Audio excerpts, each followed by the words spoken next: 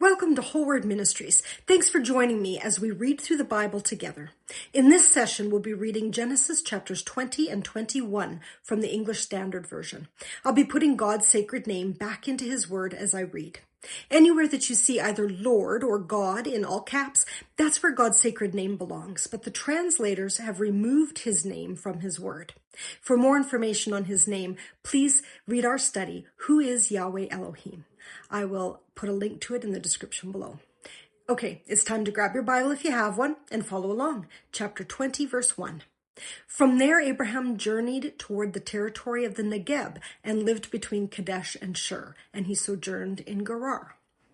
So Abraham moved further south from where he had been, closer to the Red Sea and Egypt. Verse 2. And Abraham said of Sarah his wife, She is my sister. And Abimelech king of Gerar sent and took Sarah. But God came to Abimelech in a dream by night and said to him, Behold, you are a dead man because of the woman whom you have taken, for she is a man's wife. Now Abimelech had not approached her, so he said, Lord, will you kill an innocent people? Did he not himself say to me, She is my sister? And she herself said, He is my brother. In the integrity of my heart and the innocence of my hands, I have done this. Then God said to him in the dream, Yes, I know that you have done this in the integrity of your heart, and it was I who kept you from sinning against me. Therefore I did not let you touch her. Now then, return the man's wife, for he is a prophet, so that he will pray for you and you shall live. But if you do not return her, know that you shall surely die, you and all who are yours. So Abimelech rose early in the morning and called all his servants and told them all these things, and the men were very much afraid. Then Abimelech called Abraham and said to him, What have you done to us? And how have I sinned against you that you have brought on me and my kingdom a great sin? You have done to me things that ought not be done.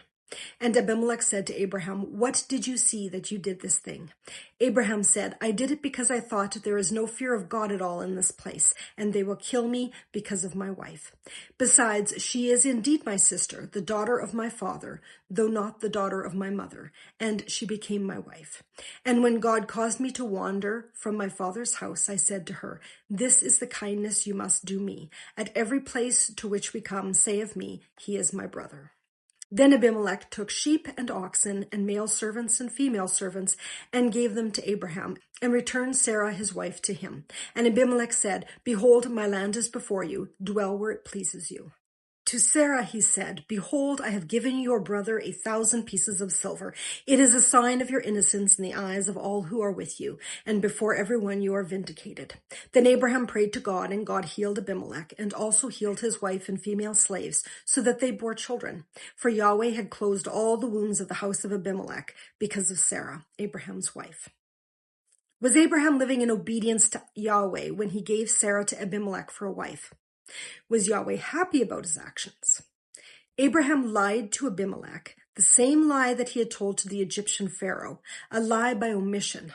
Yahweh protected Sarah and punished Abimelech. Yahweh came and made right the wrong that Abraham had done. Chapter 21, verse 1. Yahweh visited Sarah as he had said, and Yahweh did to Sarah as he had promised. And Sarah conceived and bore Abraham a son in his old age, at the time of which God had spoken to him. Abraham called the name of his son who was born to him, whom Sarah bore, Isaac. And Abraham circumcised his son Isaac when he was 8 days old, as God had commanded him. Abraham was 100 years old when his son Isaac was born to him, and Sarah said, God has made laughter for me. Everyone who hears will laugh over me. And she said, Who would have said to Abraham that Sarah would nurse children? Yet I have borne him a son in his old age. And the child grew and was weaned, and Abraham made a great feast on the day that Isaac was weaned. But Sarah saw the son of Hagar, the Egyptian, whom she had borne to Abraham, laughing. So she said to Abraham, Cast out this slave woman with her son, for the son of this slave woman shall not be heir with my son Isaac. And the thing was very displeasing to Abraham on account of his son. But God said to Abraham, Be not displeased because of the boy and because of your slave woman. Whatever Sarah says to you, do as she tells you, for through Isaac shall your offspring be named. And I will make a nation of the son of the slave woman also, because he is your offspring. So Yahweh reiterates to Abraham that the promises made to him included his son Ishmael, who was circumcised into the covenant. And Yahweh promises to protect and bless Ishmael, that Abraham, who loves his son by Hagar, doesn't need to worry about him. Verse 14. So Abraham rose early in the morning and took bread and a skin of water and gave it to Hagar, putting it on her shoulder, along with the child, and sent her away. And she departed and wandered in the wilderness of Beersheba. When the water in the skin was gone, she put the child under one of the bushes. Then she went and sat down opposite him a good way off, about the distance of a bow shot, for she said, "Let me not look on the death of the child." And as she sat opposite him, she lifted up her voice and wept. And God heard the voice of the boy, and the angel of God called to Hagar from heaven and said to her, "What troubles you, Hagar? Fear not, for God has heard the voice of the boy where he is. Up, lift up your boy and hold him fast with your hand, for I will make him into a great nation." Then God opened her eyes, and she saw a well of water, and she went and filled the skin with water and gave the boy a drink. And God was with the boy, and he grew up. He lived in the wilderness and became an expert with the bow. He lived in the wilderness of Paran, and his mother took a wife for him from the land of Egypt. Ishmael was half Egyptian, so half Hamite and half Shemite. He married an Egyptian woman, so his children would be 3/4 Hamite and only 1/4 Shemite. But Yahweh has blessed him and will make him into a great nation.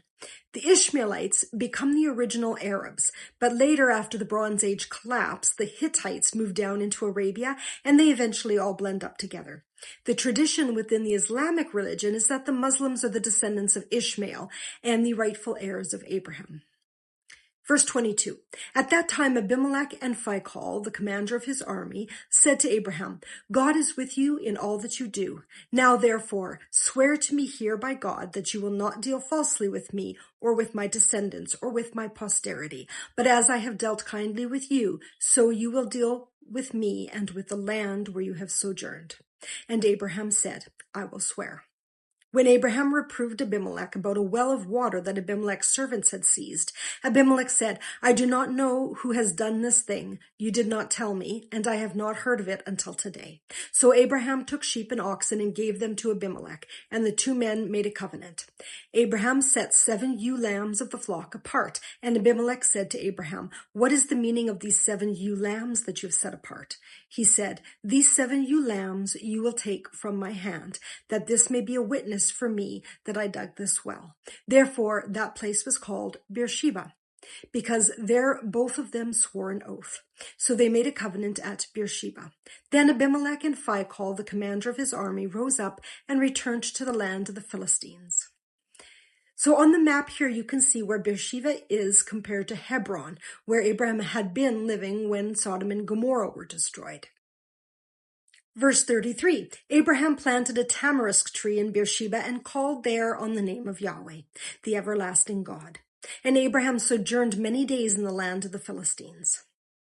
Thank you very much for joining me for this session of reading through the Bible. I hope you'll join me again for the next session when we'll read Genesis chapters 22 and 23. Shalom.